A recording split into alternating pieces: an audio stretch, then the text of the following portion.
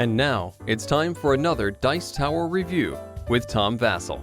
Hey folks, I'm Tom Vasel, and today we're taking a look at King of Tokyo Monster Pack. This is the fourth one, and this one's Cybertooth.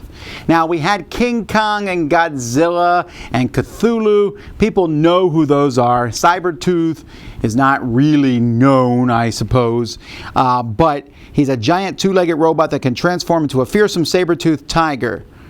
It sounds a little bit like one of the lions from Voltron, but be that as it may, it's a new thing with a new die. Let's take a look.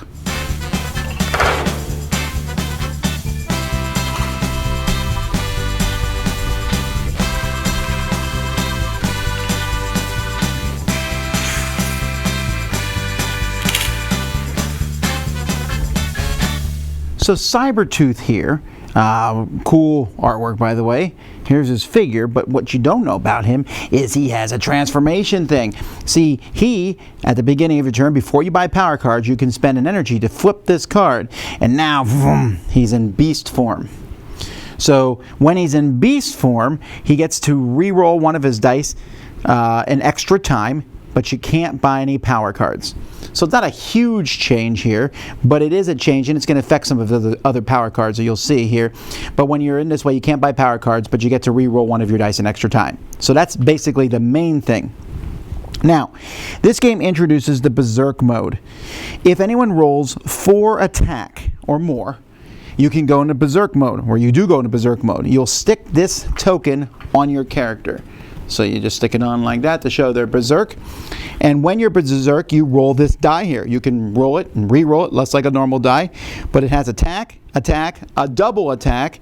It has energy, a double energy. But if you roll this, you take a wound. If you heal at all, you instantly come out of Berserk mode. Oh, this is so fantastic. I'll play with this in every King of Tokyo game because I like the whole idea of this extra die going Berserk. You want to attack and fight, this one's a good way to do that. Now that being said, Cybertooth has a chance to use this Berserk die more than the other monsters. So if you're playing with him with these power cards, you have to use a Berserk dice, but you can use it even if he's not in the game. So here, you just get 2 energy for each life that you lose that turn. Here you can skip your whole turn and recharge, get 3 health and 3 energy.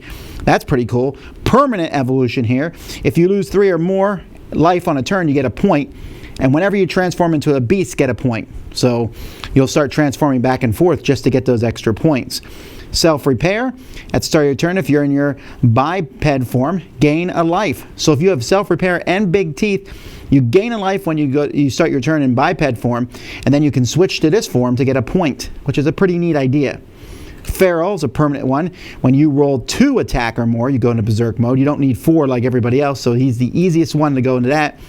Dominant Predator. Steal 2 from each monster in Berserk mode. So if you're playing with this and other people become Berserk, no way, I'm taking points from you. You're out of Berserk mode. You go into Berserk mode and change into the Beast. Then we have Retractable Shell. You lose a life, but then you can't lose any more for the rest of this turn. Enter Berserk mode and go into a Beast. And then Tail Whip, the nastiest card of all.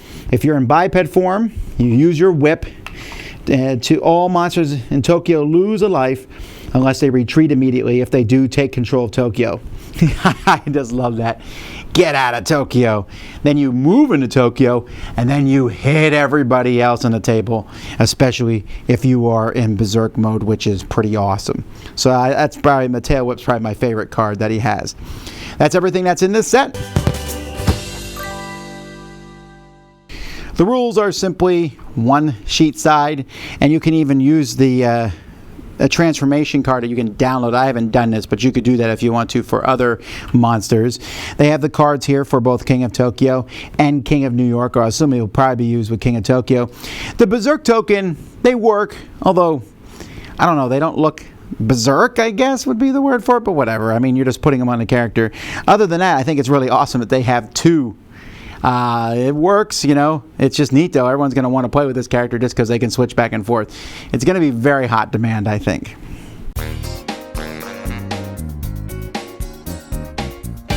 So there you have it. Very simple, easy thing to add. These monster packs for King of Tokyo really breathe a lot of life to the game because each one adds add something like Cthulhu added the cultists, and Godzilla added, or King Kong, I'm sorry, added where you could climb on top of towers.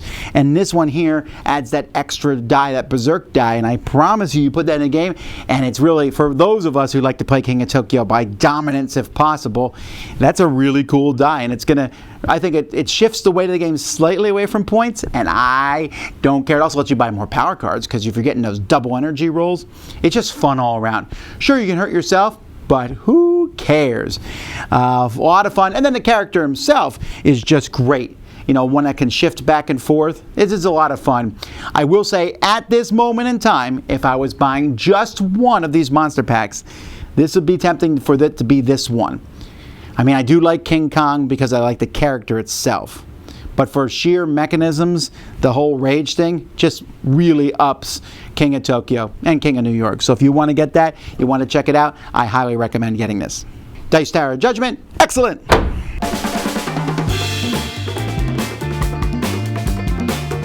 Thanks so much for watching another Dice Tower video. If you enjoy our videos, subscribe to the channel for more fun, comprehensive board game coverage. Also, consider joining us at one of our events.